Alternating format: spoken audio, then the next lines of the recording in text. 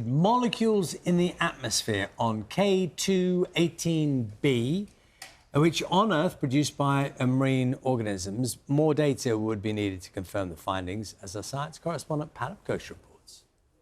Could this faraway world be home to life? 18 months ago, scientists detected tiny hints of gas molecules in the atmosphere of planet K2-18b that might have been produced by life. Now, the scientists leading the search told me that the evidence has grown. It is certainly the strongest sign we have seen yet, right? That can't be denied. So I can realistically say that we could confirm this signal within 1 or 2 years. If you do, what would this say about the prospect of life on other worlds? I think if we confirm that there is life on K2-18b, that would basically imply that life should be very common in the galaxy. K2-18b is 2.5 times the size of Earth, and it's 700 trillion miles away. The James Webb Space Telescope is so powerful it can analyse the chemical composition of the atmosphere from the light that passes through it from the small red star it orbits.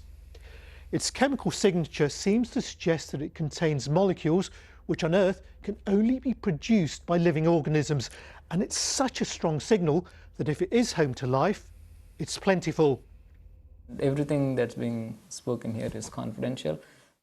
Professor Madhusuddin and his team put the final touches on the scientific paper outlining their findings. Although the evidence for the molecules is increasing, they still don't have enough to say that they're definitely there.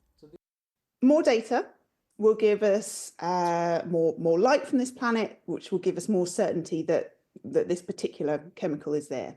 But even with perfect data, you still won't be able to say this is definitely of a biological origin, because loads of strange things happen in the universe and we don't know what other geophysical activity could be happening on this planet.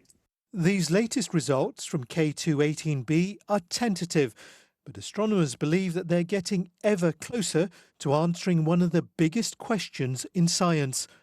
Are we alone in the universe? Palab Ghosh, BBC News, Cambridge. Professor Tim O'Brien, specialised in astrophysics, University of Manchester, with us this morning. Well, there's a question for you. What's changed? Do we know anything more about that big question, are we alone?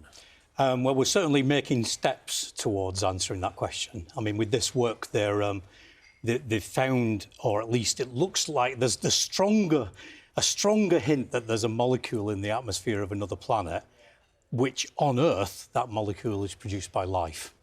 So there's sort of 2 steps in this, really. Is one, are you sure that that molecule is really there? And they're certainly coming closer towards being able to say for certain that that's there. But then the second step is, can you for sure say that that molecule is produced by life on that planet? Given how far away the K2-18b is, how do we know about molecules on it? I mean, to me, this is the most amazing thing, really. I mean, I'm just astounded by... I mean, I say us, and it's a sort of royal we. The human race has managed to build technology, to build telescopes, that we're able to sit here with this telescope very close to Earth and look at a star that's 120 light years away, which is a huge distance in space. Light from the sun takes 8 minutes to reach the Earth. The light from this star, where this planet is, has taken 120 years to reach us. So it's an immense distance. So far, you can't even directly see the planet.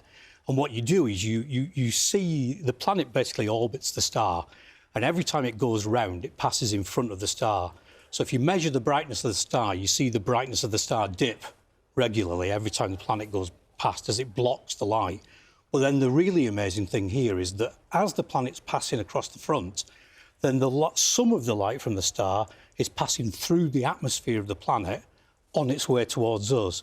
So if you compare the light from the star when the planet is off to one side to the light coming when the planet is in the way, and you compare the two, the difference is what the sort of fingerprint of what the atmosphere is made of on the planet. So you can, in fact, find molecules in the atmospheres of these distant planets. Quite incredible. The telescopes are powerful enough to distinguish molecules in that blob? Yeah, so we see their effects. So we see, if you think about even the light from the sun, it produces light across a wide part of the spectrum, different colours of light.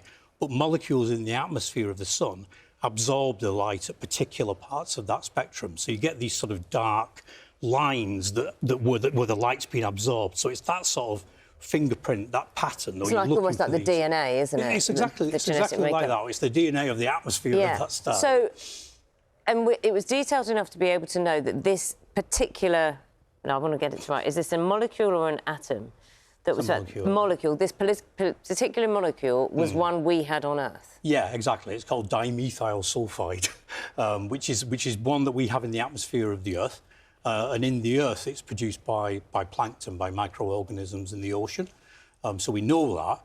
And we don't know of any other way of producing it on the Earth. So the question is, if you see it in this other planet... What's it doing? You may well think it's being produced by life in an ocean there. Stupid question, then. If you can see a molecule that could be responsible for creating life, well, it is in this atmosphere, in these conditions, there's no life on that planet at the moment because you would have seen that before seeing the molecule, wouldn't you? You're not seeing individual molecules. What you're seeing is the effect of those molecules on the overall light. So, in fact, you don't even see it. You can't make an image of the planet. The planet's so far away, it's just a point of light. Yes. So you're looking at the light. This was what I was trying to get into my head. Yeah, you're looking at the light from a point of light.